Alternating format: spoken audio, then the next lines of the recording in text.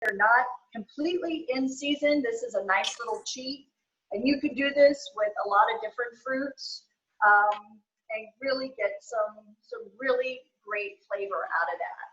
So go ahead and grill your peaches if you're cooking along.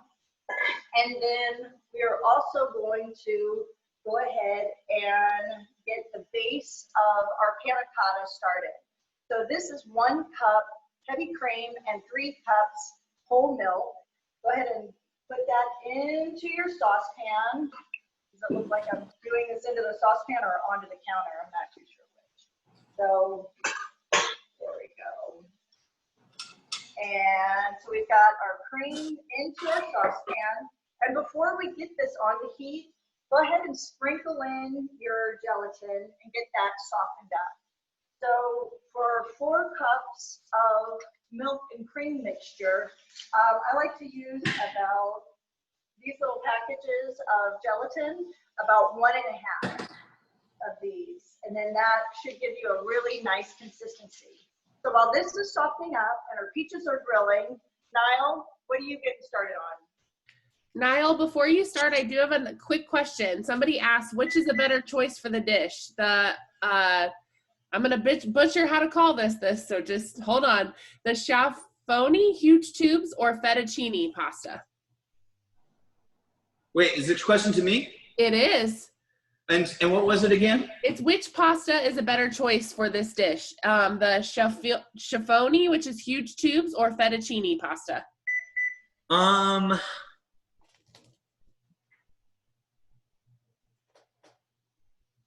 With the mushrooms, Yeah. I'd probably go ahead and I would use your fettuccine. There you go.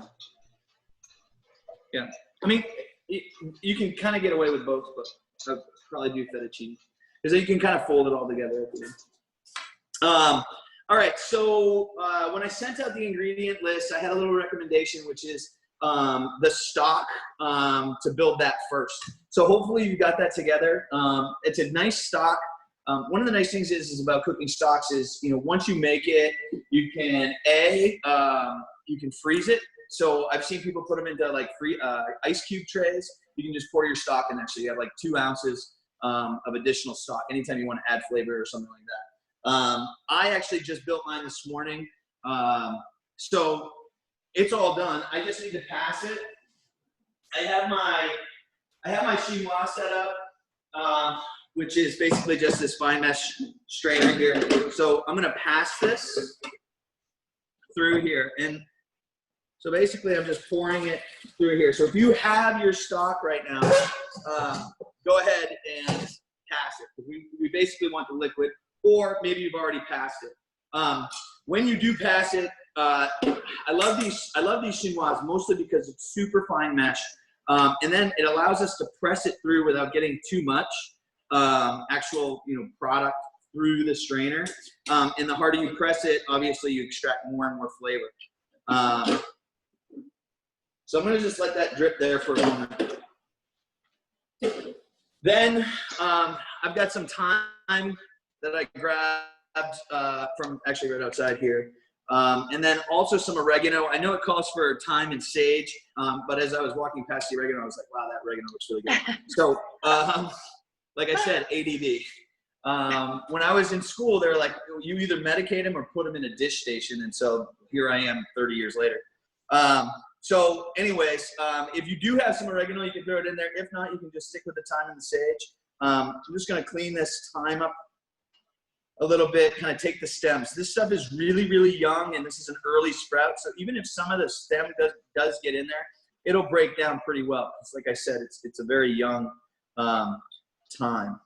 And then I'm just going to take a bit of my oregano here too. Just kind of strip that down. It's interesting. My daughter's not here. Normally she's the one that cleans all my herbs for me. She's pretty good at it. So I'm cleaning this stuff up. Hey, Niall. Yes, ma'am. When I was reading over your recipe, I have to tell you, I absolutely fell in love with your mushroom broth. And oh, thank you. I thought when we started putting this class together, I thought, I have to make this with class. I have to make, so I'm taking the class along with everybody else for your part. And I gotta tell you, this is I have not passed this yet, but this is that's the liquid, yeah. Yeah, the mushroom broth. And this right here, I mean, if this is all anybody gets out of the class, it's amazing. I mean, it is absolutely phenomenal. It's earthy. Thank you. Oh, it's phenomenal. I feel like I can smell that from my house. Yeah. Well, it's really funny when you were showing me that. I can actually smell mine, and I was like, oh, wow. So good. It is good. It is. And so the nice thing is too is I believe in that recipe it called for chicken stock, and the reason I like to use chicken stock is because it has natural gelatin in it. So the more you reduce it, obviously it gets a glaze, or you know, kind of that flavor kind of ends up sticking kind of to your mouth. And so I like it with chicken stock just so that I can get that gelatin out of it. However, if you want it to be 100% vegan, you know, you can definitely use a vegetable stock or something along those lines. And there's so much flavor in here. Your recipe didn't call for any salt or anything like that. And it has so much flavor. It's not needed. I mean, so one of the things is too, is actually, thank you for bringing that up. So a lot of times when I'm making stocks, if I'm roasting bones, I'll season the bones and roast this bones. But anytime that I'm making a stock that's going to create reduction, I try not to season it too heavily until I'm going to be using it. The reason behind that is obviously as it reduces, you're going to be intensifying. So you're going to be removing water, and the salt will get stronger and stronger. And so my recommendation, anytime you're using a stock or something along those lines, to season when you finish. A lot of times when I'm cooking, I talk about seasoning all the way through. Make sure you season each ingredient and roast and so on and so forth. But when you're talking about anything that you're going to be reducing at all, you want to make sure that you don't oversalt it in the beginning, because once it's reduced, unless you add liquid back, you've kind of you've gone back and forth on what you're doing. So so next in the lineup, I've got some onion here. I'm just going to cut through these. Basically, I believe in a fairly small cut. Basically a brunoise, an 8 by an 8 or a 1/4 by a 1/4, whatever you feel comfortable with. Even if you make them a little larger, that's fine too. So as I make my way through this,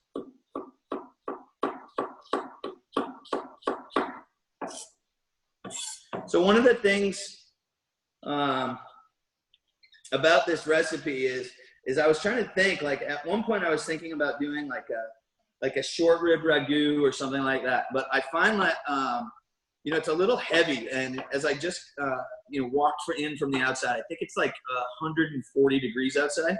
And that's not including the humidity. So I was like, maybe something a little lighter. And so this mushroom ragu, it's not super light, but it's also not super heavy. So I'm going to start out with my onions in a pan. Yeah, this is a great recipe too for in the summer or spring or fall. And you're right. The flavors really lend itself to most seasons. It is. It's fairly versatile. So I've got 2 different olive oils that I'm going to be using today. One of them is just like a kind of a fancy unfiltered olive oil. And then the other olive oil that I'm going to be using is it's a little fruity. It's kind of first, it's obviously first press, but it's a little bit cleaner of an olive oil. So I'm actually going to be using this for the pistou, and then I'm going to be using this for cooking. Now, the nice thing on this recipe is that it's you don't want to ever bring olive oil to smoke point. So we're going to get some caramelization on the onions. We're going to get our herbs in there, and then we're going to start building. We're going to be cooking our mushrooms, but we're not looking to just don't overheat your olive oil is basically what I'm saying. So I'm going to get this into the pan.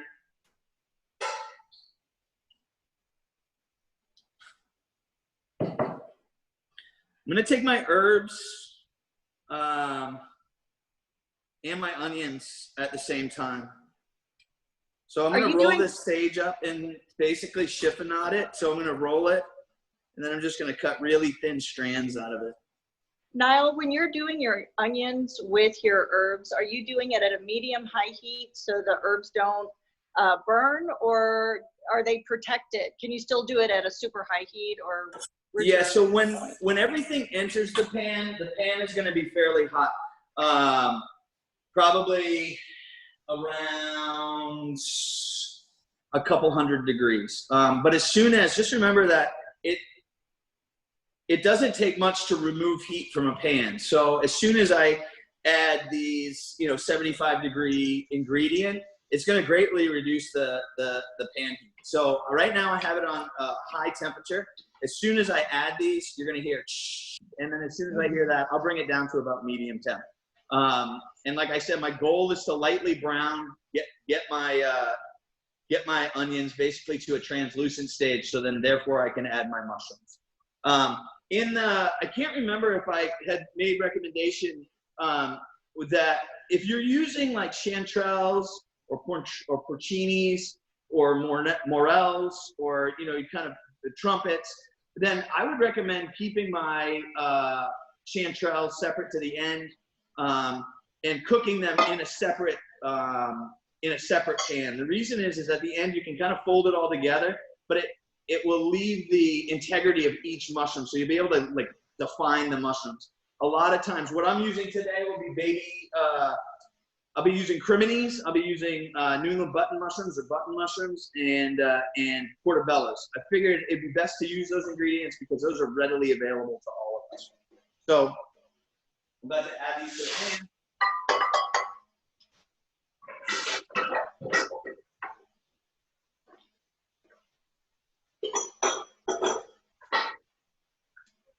Hey, Niall, can I do the next step on? Go ahead. Oh, sorry, go ahead.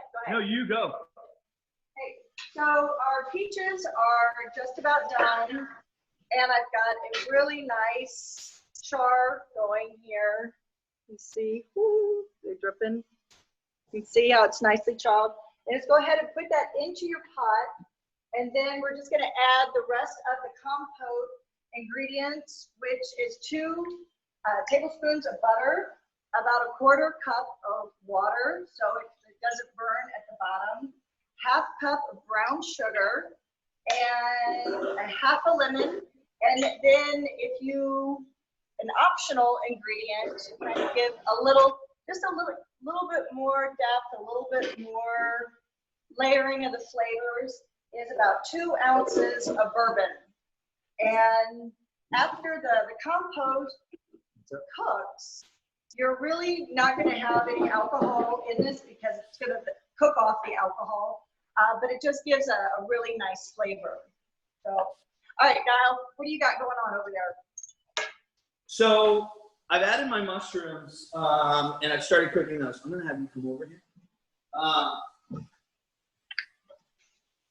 So basically I have my heat on low. And I'm working my mushrooms. So I'm just gonna let those guys work for a little bit. And we're gonna run out and grab the ingredients. Hopefully, basil grows so nicely. And so we got this great basil plant. It's been a little finicky this year because of the water. But we're gonna take. Oh, nice. They look really happy. Yeah, they're pretty happy right now. They've had a really good, they started out a little soft, but we brought them back in so we could control the water. In the beginning of the year, they were just getting a wee bit too much water. So we'll take those with us. Nice.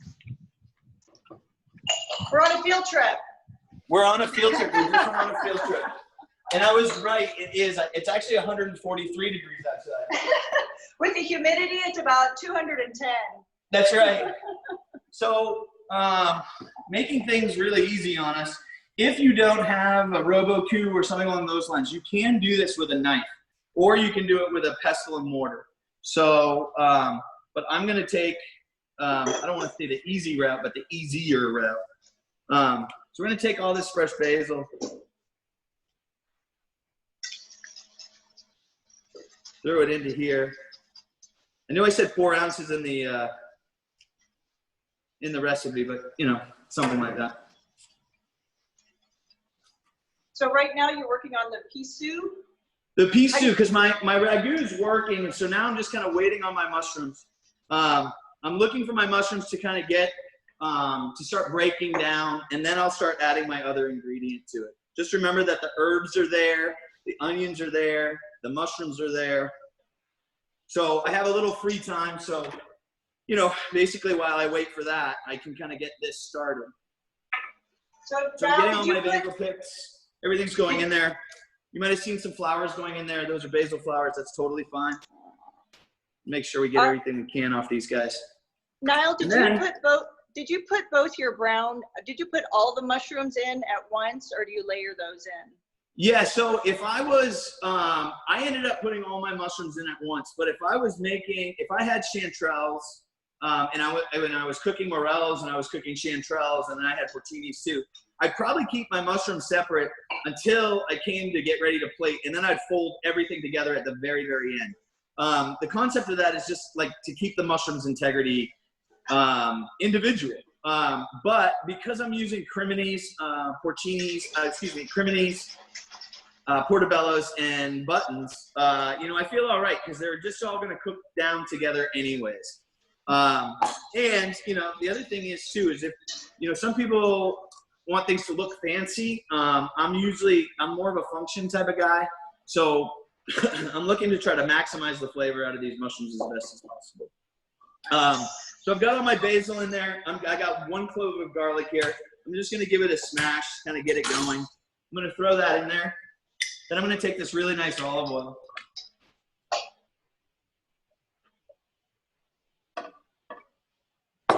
Hold that right there.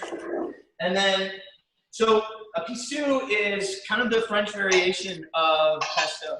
And one of the things that somebody once told me was, if, excuse me, if you use good enough salt in this, you don't need cheese anyway. So what I'm going to do is I'm going to build this pistou, but then I'm going to expand upon it to kind of give you an idea of where it can go. I'm actually going to use fleur de sal, which is just a really nice, good salt, really. It's about probably a pinch and a half is what I'm guessing. Quick question, Niall. Yes. Are the mushrooms supposed to be chopped? Yes. Okay, thank you. Hey, Niall, are we in a place where we can layer in the flavorings for the panna cotta? Awesome. That would be perfect.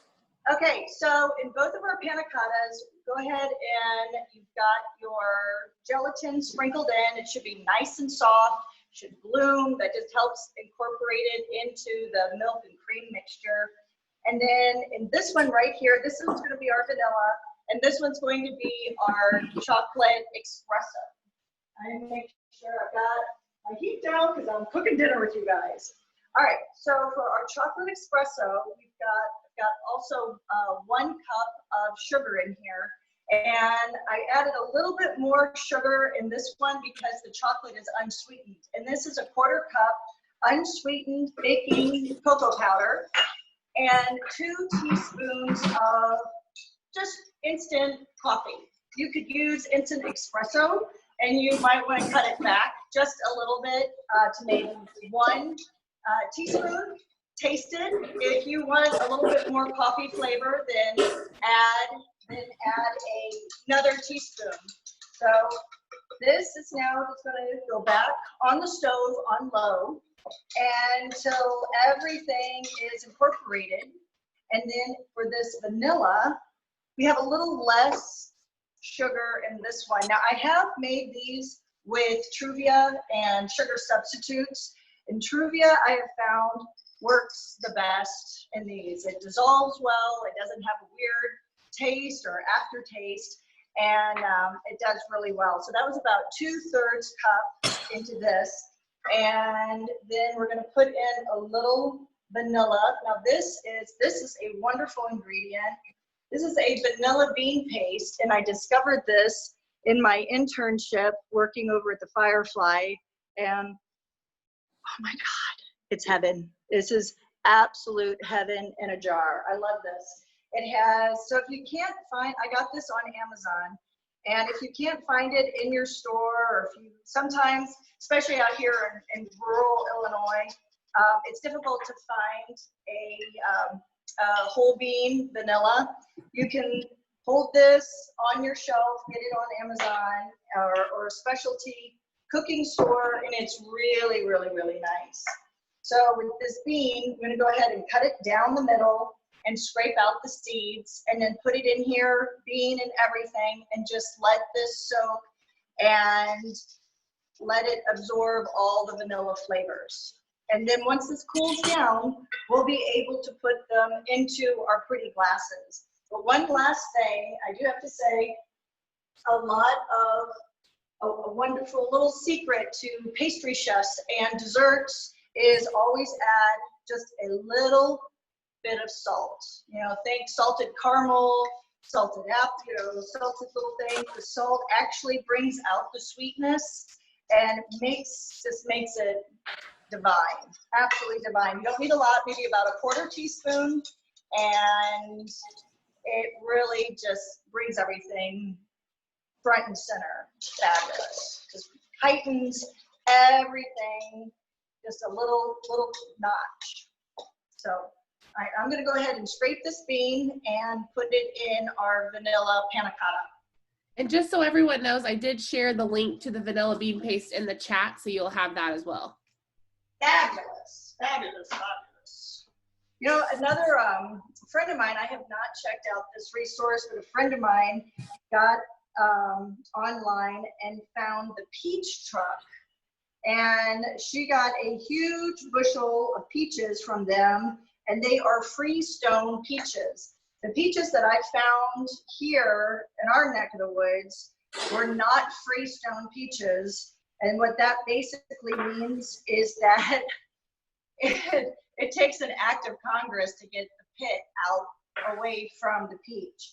A freestone peach, the pit just pops right out, and it makes your life so much easier. So if you can get your hands on freestone peaches, that's what you want to do. So, and she said that her peaches from thepeachtruck.com, that's exactly what she got. And I think they came in from Georgia. She said they were great. I just shared that link as well in the chat, so people have that. Oh, good. Now, I personally have never used them. This is not a sponsored peach truck thing, but I've heard good things. That's my disclaimer. All right, Niall, where are you? What have you got going on over there? So, where was I at? Oh, yeah. So I've got my pistou assembled, and I'm just going to leave it there for right now. I'm going to start working to finish my mushroom ragu. So I've got a few chopped tomatoes. Basically, I put a cut or so into them. I'm going to start. As you can see, my pan is starting to glaze just a little bit, which is really kind of what I'm looking for. That in the bottom there is mushroom fawn. So that leads for a lot of intense flavor. So I've got a few tomatoes in here. And the nice thing about the tomatoes in this is it will add some body to it. And then I've got just a little bit of tomato paste right here. I'm going to mount that tomato paste into it. And in the recipe, it calls for just a bit of flour. You can definitely get away with not adding flour on it. If you cook it slow enough and add the ingredients at the right time and let it reduce kind of the way that it wants to, you won't need to add any flour. It'll basically thicken itself. The body will be getting, the body of the sauce will actually be gotten from the tomato paste and from the tomato. So in order to deglaze this pan, I'm just going to take a little bit of my mushroom liquid I have here, and that will just clean the bottom of the pan, but at the same time, it will grab all that flavor off the bottom that's caramelized. So all those natural sugars are lifting off the bottom now. And so I'm just going to add just a little bit more of that. I'm going to give a small, I'm using a wooden spoon here, so this allows me to kind of push that fawn off without scraping the pan or beating anything up too much. So once I get the pan cleared, I'm just going to take that, I'm going to put it on a low simmer and let it go to work. I'm actually going to add about another 1/8 of a cup here, just like that. That way I don't have to worry about it for a little while. I'm gonna let that simmer for a bit. And then on the pistou,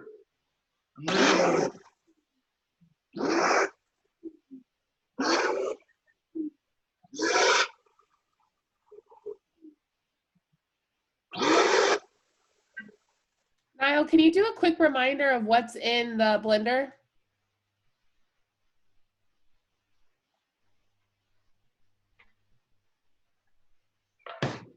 all right. Hey, Niall.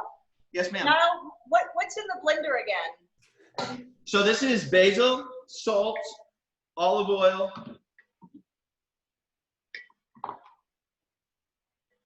basil, oil, salt. That's it.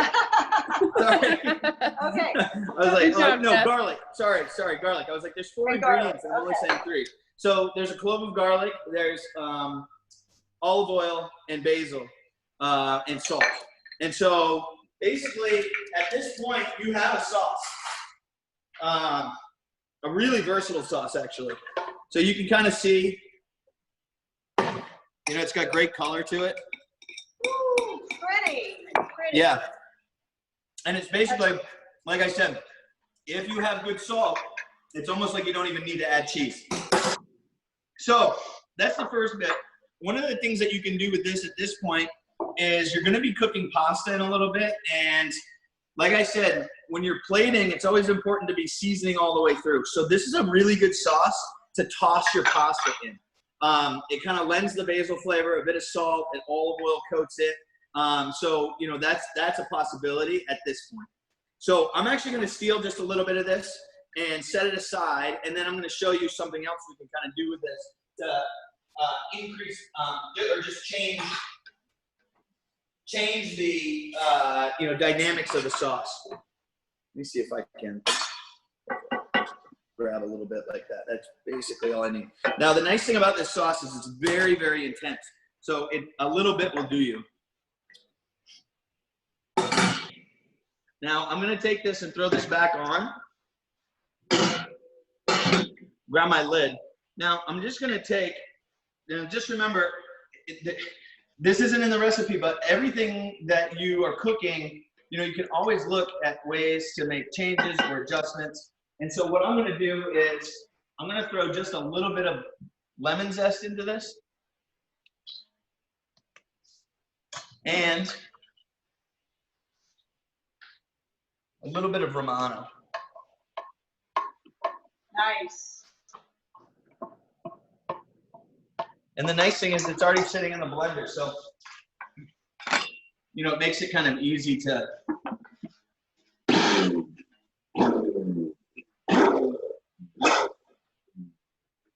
And Niall, your mushrooms, they're on a low temperature, just Yes. reducing down. Okay, nice. Yep, I've got these guys over here, and they're just kind of riding this thing out. Nice. Do you have your tomatoes in there? My tomatoes are in, and so is my paste. So, like I said, when I was cooking, there was some fond building on the bottom, and that's when I added my tomatoes and my tomato paste. I let my paste rust out a little bit, so that just kind of takes, it basically means it's taking a little bit of heat, caramelizing itself, and then I just add my little bit of mushroom stock and then just start reducing that down. So I'm going to probably, at the way these tomatoes are looking right now, they'll probably get one reduction, and then I'll finish them with the rest of my stock that I have, and then let that reduce by half, and they'll be ready to go. Nice. That looks like it smells like a dream. Yeah, it's good. It's good. It's amazing. So I have my pistou here, and I believe, like I said, when I was designing this, I was hoping to have burrata, but as it turns out, I didn't get it. And so if you have mozzarella or burrata, that's great. So this is a great appetizer that you can build. So you can imagine maybe a ball of burrata there in the middle. And so I'm just going to take this pistou and I'm just going to grab a bit of it, just set it right here in the middle. And then if you have a ball of burrata or mozzarella or anything along those lines, you can just set it right down there in the middle. Chop some fresh tomatoes.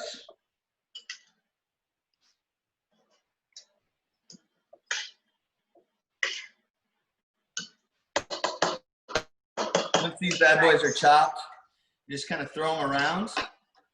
So burrata is really nice because it's all milky. So you can either serve this with like some toast points as like a bruschetta. You could also, I mean, this could just be a nice appetizer dish where you take cheese with the fresh basil, pistou, and fresh tomatoes. The other thing is that you'll just want to season it a bit. I'm going to throw just a bit of salt on it. Hey, Chef, And what then kind of also tomatoes? just a few grinds. Talk to me, dude. What kind of tomatoes do you use? It really kind of depends on what's available. Right now we're using sweet 100s, yellow girls, chocolate cherries. So it's just, you know, kind of a variety of heirloom tomatoes. If you wanted to use large slices of like beefsteak or Whoppers, pink girls, you know, kind of anything. I always recommend to use your favorite, you know, if you have a favorite tomato, use it. Or if you have a tomato that you've never eaten before, feel free to chop into that too, because it may become your new favorite. So, like I said, this sauce is really super versatile. It can be kind of thrown everywhere. So that's that. I want to show you, so my sauce is cooking down. Hopefully everyone's sauce is cooking down. The other thing is if you're finding it difficult to keep up, that's totally fine and it's totally normal. One of my recommendations is, the great thing is these things get posted online afterwards. So, you know, you can kind of slow it down at that point because we only have a certain allotted amount of time. And so we kind of move along and we're covering a lot of stuff and we're covering a lot of bases. But there's nothing wrong with going back and kind of checking it out when it's moving a little bit slower. So, and if you're looking for them on YouTube, you can just go to YouTube and use it as a search engine and go to Lakeside Table YouTube, and it's right there on my YouTube channel, and it's the first playlist. So all of them are right up there. Perfect. Yeah, that's kind of the nice thing about being recorded. All right, so I'm looking at my mushrooms now. They're actually looking really nice. Really kind of the direction I'm looking at. So I'm going to start heating my water. Couple of tricks about pasta. So I actually just noticed, and I'm so happy about it, but Walmart just started carrying it to checkout. I used to have to order this into the restaurant just to get it at the house. So I thought it was pretty interesting that they're starting to carry it. This came from the restaurant, but somebody was just telling me the other day that they got to checkout pasta. The nice thing about this is it comes in 4 little nests. So each portion is already kind of set out for you. This takes 6 minutes to cook, but you know, when you're cooking and you have a lot of stuff going on, sometimes it's a little easier to prep ahead.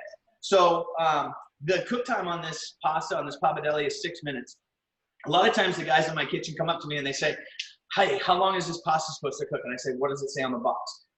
The people that make the pasta are really quite good at figuring out exactly how long to make it a perfect pasta. And so this here says cooking time 6 minutes. The only other thing is obviously there's all these other variants when it comes to cooking pasta. More water is always better. Don't try to cook a lot of pasta in a small pan with a little bit of water. It's always better to have more water than what you think you need. And the reason is because, you know, that water temperature drops exponentially when you drop pasta into it. So, you know, it goes from 200+ degrees, and then as soon as you add your pasta, it starts reducing the temperature. And then it takes a little while to get back up to temperature. This 6 minutes is based on the fact that when you add the pasta, the water continues to boil. So if you add pasta to water and it stops boiling, just so you know, you failed. It's not a big deal. It just means that you need more water, more hot water boiling. When you add your pasta, you want it to keep boiling. So I've started my pasta water. My mushrooms ragu is working, and it looks really good. And yes, Katie, it does smell really good. And then I have my pistou made. So like I said, a bit ADD. None of you have ingredient list on the squash blossoms. So I'm just giving you a heads up. Another thing, this is my pre-cooked pasta. So I cooked this pasta for 5 minutes. That means that it's still al dente. I cooked it, and then I ran cold water over it to cool it. And then I laid it out on this sheet pan and tossed it with olive oil. So I basically brought it to room temperature, and then I threw it into the refrigerator. So one of the nice things here is, like I said, I have pistou going. I have my ragu going. I have my hot water going. I'm about to get my squash blossoms going. So is it worth my time to drop for 6 minutes, make sure I get time to get it out of the water, this, that, and the other thing? Or can I cook this ahead? So basically you can cook this ahead. You drop it into the water just until it gets hot, and then you pull it out. And like I said, 6 minutes for the cook time on this pasta, but I cooked it for 1 minute less, and I wanted to be able to account for the fact that I was going to be cooling it and then reheating it. And so I reduced by 1 minute. Hopefully everybody gets that. And if you don't get it, shoot some comments at me, and I'll go back over it. But basically, this is kind of a trick to limit the amount of cooking you have to do or preparing you have to do just as your guests arrive or something like that. So I've got my Hey, Niall. Yes, ma'am. Niall, I got a quick question about salt in your water for your pasta. If you're concerned about your salt intake, is that really something that you need to be concerned about? Is there, because does the salt stay in the water and just flavor? What does that happen? Because yeah, I mean, it's going to increase the sodium for sure. You know, one of the things that I've come to realize though is that, and I'm not a doctor, I'm not a nutritionist, but one thing that I do know is if you cook whole foods, the boxed foods that are out there, it would be impossible for me as a chef to impart as much sodium into a single serving as the majority of the boxes in the middle aisles of all the grocery stores. I'm not sure how they do it. I see some stuff that says 900 milligrams of salt per serving. And I'm like, you know, that seems intense. So, you know, to salt the water, if you do, you know, if you're in a really, really stringent sodium, then I would recommend not salting the water. But you can put a splash of oil into the water though. So anyways, yes, it would impart sodium. But if you're not concerned about sodium, how much salt should you put in your pasta water? Until you can taste it. So you season the water and then taste the water. Okay. You want a little salt. You know, you want to be able to taste the salt. If you can taste the salt, then it will be imparted into the food. So I have a pretty hot pan here right now, and this is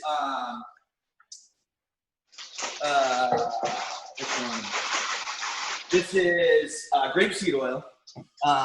So it's a pretty hot oil right now. I'm going to take, and Stefan is walking as far as he can backwards because he does not want any part of this.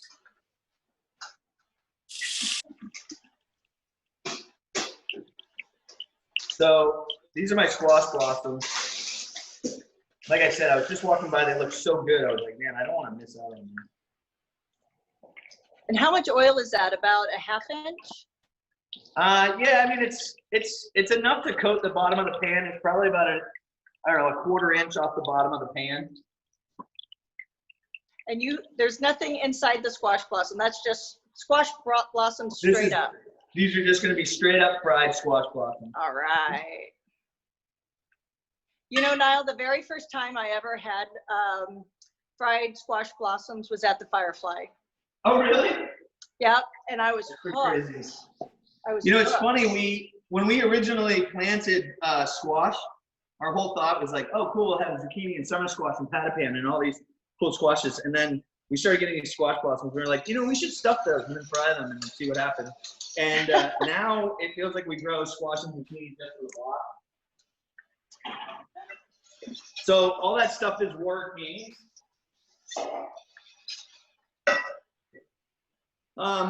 And so last but not least, the pasta. So Niall, we have somebody that wants to know what the squash blossoms were dipped in. Oh, sorry.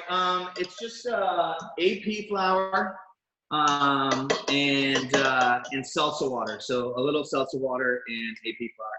It's like a Frito miso dredge. And once they come out, I'll season them with salt, and that's it.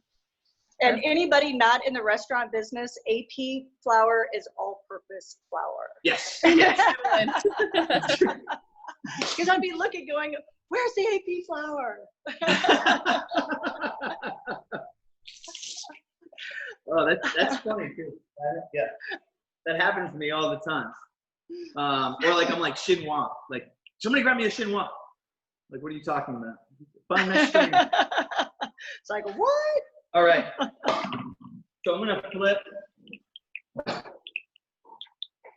Okay, real quick, Niall. I'm gonna go ahead and put the panna cotta. It's cooled down enough so that if you're putting your panna cotta into a decorative mug or a coffee mug, you don't have to worry about the temperature.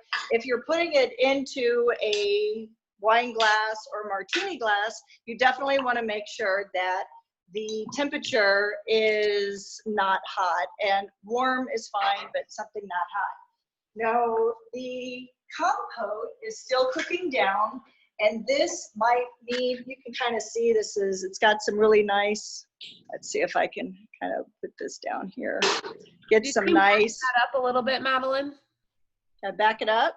Did you mash it up a little bit? Yes, yes. I'm using a potato masher with this, and as it's softening down, I'm just giving it a little mash until it gets, I'll show you the finished product, but you can kind of see where the, you can see that, is that coming across?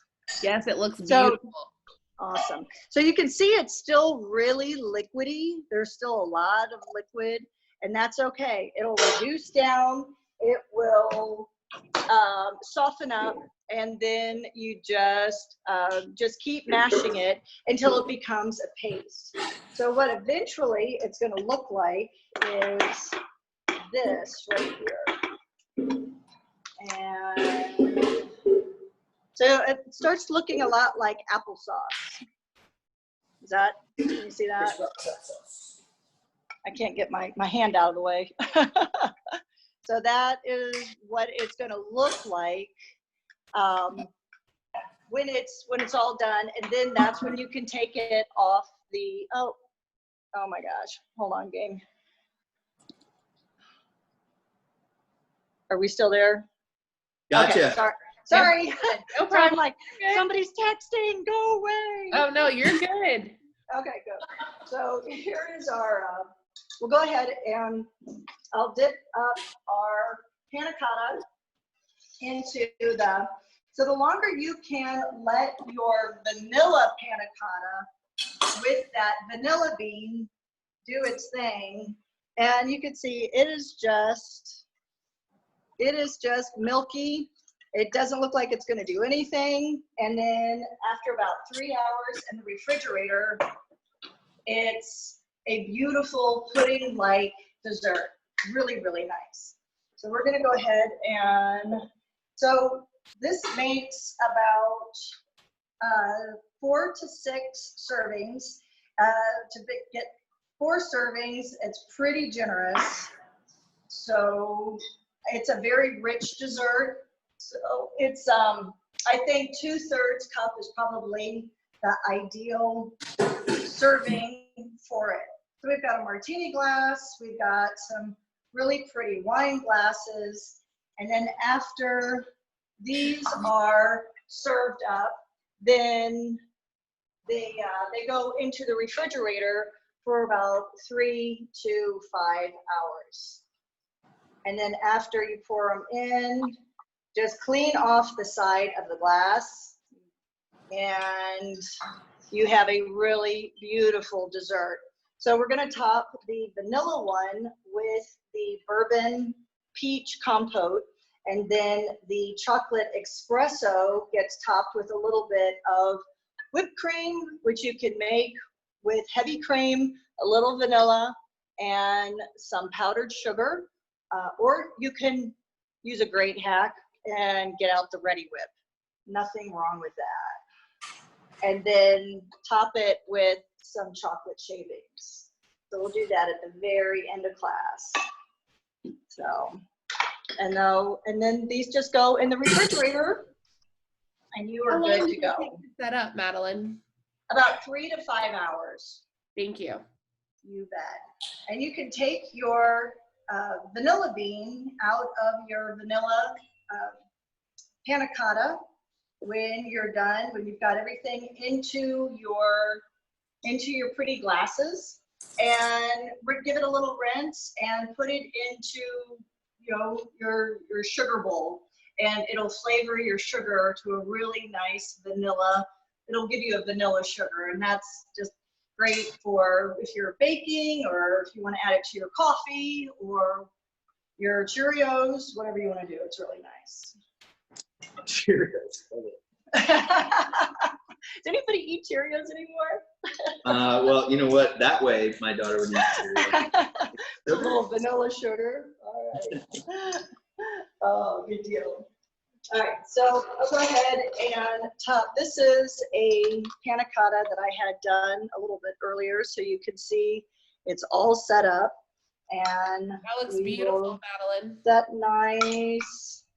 And it's a little bit thicker than a pudding, and it's not as completely gelled like a Jello. So it's kind of an in between. It's like a creamy. It's just wonderful. If you're familiar with flan, and you can do so many different flavors with this. You can do cinnamon chocolate. You can do vanilla cinnamon. You can do any type of fruit compotes on top of it. If you like banana and chocolate, you could do a mashed banana compote, kind of like a bananas Foster. And just have fun with it. You know, whatever your favorite, you know, flavor combination is, you can go for it. So any fruits, if you like cardamom, if you like cinnamon, you know, you can really play with. That's why I like doing the vanilla, because it's a nice base, and then you can play with that. And then the chocolate and the espresso is a wonderful flavor combination. You can do just chocolate, or you can do just espresso. So, and it's kind of like having an after dinner coffee for dessert, which is really nice. So what else you got going on over there, Niall? Where are you in the ragu? So I'm actually, I'm at the point where I'm ready to start cooking pasta. Like I said earlier, my ragu continues to cook down and cook down. And it's really getting to the point where I kind of like to see it. You can see it's pretty thick. Like, my feeling is, you know, I try to avoid, you know, adding thickeners if I can do it kind of naturally. So this is basically where I want it to be. So I'm going to throw this back on, and I've used my last bit of mushroom stock. So the next deal is pasta. This is the pasta that I've been speaking to you guys about. Basically, this is already pre-cooked. And like I said, I only cooked it for 5 minutes, so I cut a minute time off of it. So, you know, the nice thing is too, is at this point, if you have a piece of parchment paper or something along those lines, you can actually take these and individually portion them and then freeze them.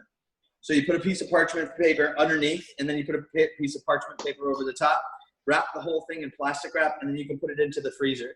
So if, you know, you have like an impromptu thing, obviously the cook time on these are only 6 minutes, but you could actually take this out of the freezer, put some sauce onto it, and throw it into a rethermalizer or throw it into a microwave just for a couple minutes, like a perfect kid, you know, afternoon snack. So afternoon snack, probably dinner. And so anyways, like I said, you can basically pour up. This can go frozen at this time. But what we're going to do is we're just going to take it, like I said, it's refrigerator cold. So it's probably about 35 to 40 degrees. And what we're going to do is we're going to drop this into our boiling water. Next to that, we're going to drop just a regular nest in. So my water's good and boiling. And so I'm just going to drop, what I'm going to do first is I'm going to drop these guys in first. I'm just going to do a couple of these nests. And then what I'll do is I'm going to reserve these for when I need it. Now, one of the things that drives me crazy is when I don't set a timer. And the crazy thing is that we're actually filming this with my phone. And so I can't set a timer right now. So normally I would be setting a timer, and it's about 5.5 minutes right now. And so it looks like my wife is about to set a timer for me, which is really appreciative. It makes me nervous not to set a timer. I actually found some nice parsley out there too. So I just wanted to take this parsley. I'm going to roll it up. I'm going to add just a little bit of parsley when I get ready to finish with my ragu. This just kind of help it pop a little bit. This is Italian flat leaf parsley. It grows so nicely. It's so fragrant. And I've also got some fennel frond. Just going to fold a little bit of this into there too. Now, this wasn't on anybody's recipe list, but at the end of the day, what you have right now is finished product. So if you have a ragu that looks anywhere near this, then you have a finished product. So what I'm going to do for mine is I'm going to take the little bit of parsley green that I have and a little bit of anisette or fennel frond. I'm just going to fold this in there. I'm just going to mix it. Now I'm going to stop cooking at this point too. So I'm just going to let that stuff seep into there. And the sauce itself will, blanch the herbs that you've thrown into it. So I'm going to take this guy over here. I'm going to transplant him into here. Get him out of that pan so he stops cooking. Oh, that's a beaut. So I basically have that done. Okay, did you set that timer? I did. Good. And what's it at right now?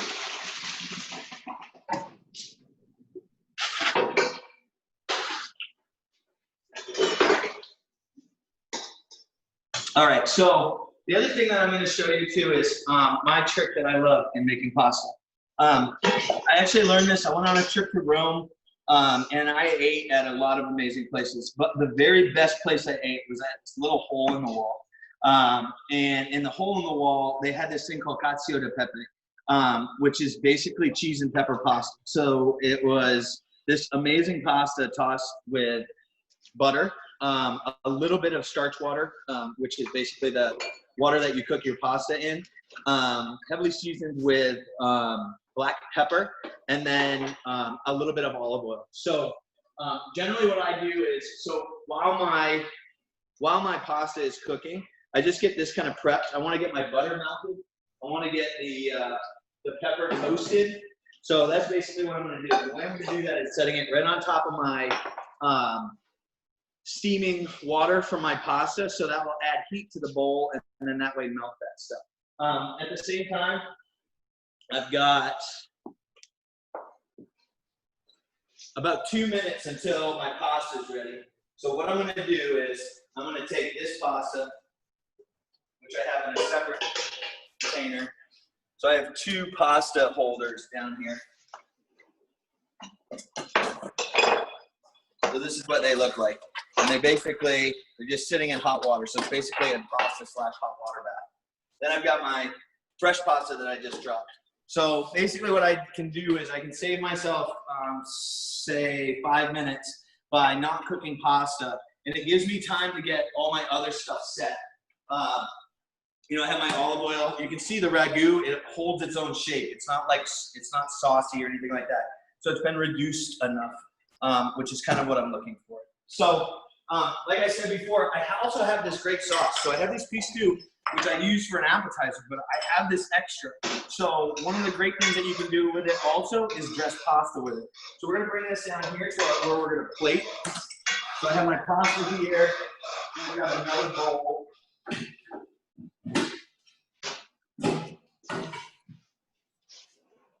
Here. And so, like I said, because I've saved myself all that extra time, I've got time to take a look at how I'm going to plate, what I'm going to use to plate. And then I also have these squash blossoms. And these squash blossoms are like crispy crackers right now. Like they're crunchy, they're holding their color, they're perfect. And so what I'm going to do is to season these with a little bit of salt. My recommendation is, to season them when you're about to use them, because the salt will macerate the vegetable. And so that means that let's just start breaking everything down. So I've just got a little salt on there. The pasta that I made earlier in the day is ready. I've got a log dish. So I'm going to take this. This is the pasta that I pre-made. It's already ready. The other stuff is still cooking. So I'm going to take this and I'm going to fold it right into the bowl while it's still hot. Then I'm going to take my pistou. I'm just going to fold that into the pasta. And like I said, my pistou is already salted, remember, because it's all about the good salt. Take just a bit of that. Just give it a quick fold. You don't want to be abusive to your pasta. Just a couple of times is really all it takes. I hear my other timer going off right now, so that means my other pasta is ready. And I have my bowl with my butter and my pepper right there. And now I'm just going to take, while it's still hot, I'm going to take a little bit of this Romano cheese that I have, kind of douse it in that pasta. You know what? I feel like that looks so good. I think I'm going to throw a little bit in here. That looks amazing, Niall. Yeah. That really looks amazing. Yeah.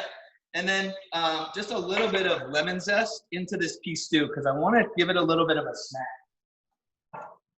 All right, so let me grab my tongs. See if I can turn that down. All right. So the only thing I'm missing in this pasta right here, which is the one that I'm treating a lot like cacio de pepe, is just about a spoonful of this salted starch water. Remember, we salted this. So I can taste the salt in my, I'm just going to toss it like that. Keep leaving my tongs over here. It's almost like I don't want them there. So this is the pasta. Butter, a little olive oil, a little pepper, a little cheese.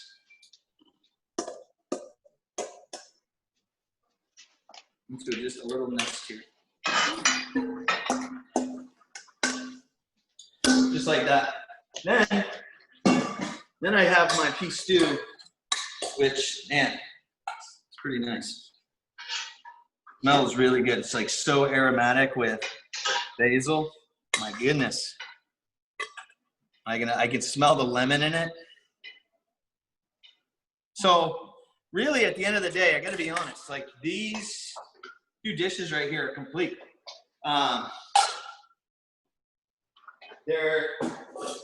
mean, that's a bowl of pasta that's been, well seasoned, well flavored. So what I'm gonna do is I'm actually gonna leave this alone. I'm not gonna add mushroom to this. Like, it's so nice on its own. And we'll throw a few squash blossoms on it. Nice. That is beautiful, Niall. And then we got these great nasturtium flowers. When you can cook and do something so special with edible flowers, that is the best. It really is, man. The earth has so much to offer as far as food goes. And I think a lot of times we got caught up in the speed of cooking and not like the beauty of it. And so the reason that we formulate tricks in order to make things a little easier is so we can spend more time doing things that don't look easy. Absolutely. And so this, actually, if you remember, it's pretty easy, right? It's a 4-ingredient sauce. It's some pasta. It's fried squash blossoms, and it's complete. Then I have my cacio de pepe one over here. And so, like I said, I folded the fresh herbs into the mushroom ragu. So that mushroom ragu is just going to kind of lay on there. Nice. So nice. That's awesome. And at this time, once that's on there, it's kind of carte blanche for where you want to go. I mean, you can finish it with some cheese, which we can do. You can also finish it with a little lemon zest. I mean, what's that cheese? Watch the cheese. It's just melting in there. My mouth is watering right now. Yeah, right? It's crazy good. And then, you know, you have your pistou that you can serve out like this. And so those, Nice. you know, it's just some food. Nice, that is awesome. Well, I'm gonna go ahead and put the toppings on. We've already done the bourbon grilled peach compote onto our vanilla panna cotta. And you can kind of see how it's layered a little bit. Personally, I like the different layers, and it only does that because the ingredients are a little bit heavier and they settle down. But if you'd like it to be more uniform, all you have to do is maybe about an hour and a half, 2 hours in, give it a little stir, and then it'll all be a uniform color. And then with the chocolate espresso, we're gonna go ahead and top that with some whipped cream. And this one with our Ready Whip. Nothing like some Ready Whip. You know, it's pretty, it tastes good. I got no qualms with Ready Whip. And then to kind of give it a little extra zing, just a regular vegetable peeler and a baking chocolate bar or Hershey's chocolate bar, whatever you'd like. And that just gives you a really elegant dessert, not difficult, very versatile, and so fancy. really nice. That looks really Yeah, good. it looks fancy, and it's super like fancy. it's so easy. So I've got a taste tester over here, Jerry. I think you're in. Yeah, Jerry's making an appearance. about time. He's making a appearance. That's Whoa! what I'm talking about. Now he can't hear you because I'm Bluetoothing you into my Cochlear and hearing aid. Yes, I can hear nothing, but this is really good, and I've been waiting for the last hour to get my hands on it. So this is Yum. can I start? Yeah, go ahead. That's Go awesome. for it. Tell me, how do you like it? That's great. I love the chocolatey coffee flavor in it, and it's smooth and it's creamy and it's a little cool and nice. This is a favorite for me. I love it. Num num num num num. And I'll tell you what, we need to have a. I've got enough panna cotta here to float a freaking battleship. Yeah, We're on our way. it won't last long. Good, Don't come worry. on over. It won't last long. Now I can run back off to my office and enjoy my panna cotta. I've been sitting in there watching you guys make all this stuff. It's awesome. Well, the other thing I'm super excited about. Hold on, Jerry, don't run away just yet. I've been making Niall's Ragu. Oh, nice. Oh, it looks alongside- perfect. Thank you. Thank you. Thank you. So, Jerry, Yeah. why don't you get in here? Oh yeah. Try that. Good shit. Mm. That nice? Yeah. Good job, Niall. It's your wife. It's your Right. wife. Oh. It's not me. Your recipe, this was awesome. Dinner is served. I'm going backwards. I'm doing dessert and then dinner right now. And that's right. I'm not sure how Oh my every God. time I end up Really with good. nothing to eat. Oh. What the heck? Okay. Katie. I always get the short stick on these days. This is really good, Niall. I didn't get a chance to make the pistou along with you. Am I saying that correctly? Pistou? Yeah, please do. Okay, pistou. I get a chance to make that. I'll make that here in a little bit after we're done with our class, because that just looked like the Well, you know, bomb. it's interesting. You know, pistou normally pesto has pine nuts, and something's happened in the pine nut market over the last 4 or 5 years, and pine nuts are like $100 a pound. Oh, they're crazy. They're crazy. We're seeing crazy, insane prices we've never seen before. So, you know, it's obviously a workaround. But if you have really great ingredients, fresh garlic and fresh basil, I mean, it's so good, and good olive oil and salt. It's literally a 4-ingredient sauce. And, you know, like I tried to present here today, it's super versatile. You kind of use it as a finisher, or, you know, in pasta, appetizers. I mean, it's a great sauce, and it's easy. Absolutely. Yeah, it's really good. So the main difference between that and a pesto is the pine nuts. Pine nuts and Okay. cheese too. And cheese. Okay. But you know, Okay. it's the thing is there's so many variations of pistou out there that some of them show with cheese, and the original traditional is just the 4 ingredients. Okay. But yeah, so all right, guys. Thank you so much. Hey, if anybody who's been taking class, if when you make this, please take pictures. We love to see what you guys have been doing, and we'll post them and put them up, and it's so much fun. Yes. And then invite us over for dinner. Yes. Pictures, they can tag us in them using obviously Firefly Grill or Lakeside Table, or they can email them to me at katie@ffgrill.com, and we'll make sure to share them. Awesome, Katie. Thank you. Thank you. Awesome. Bye, everyone. Bye, everybody. Bye.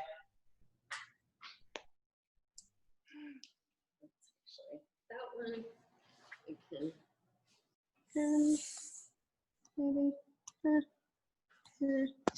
one.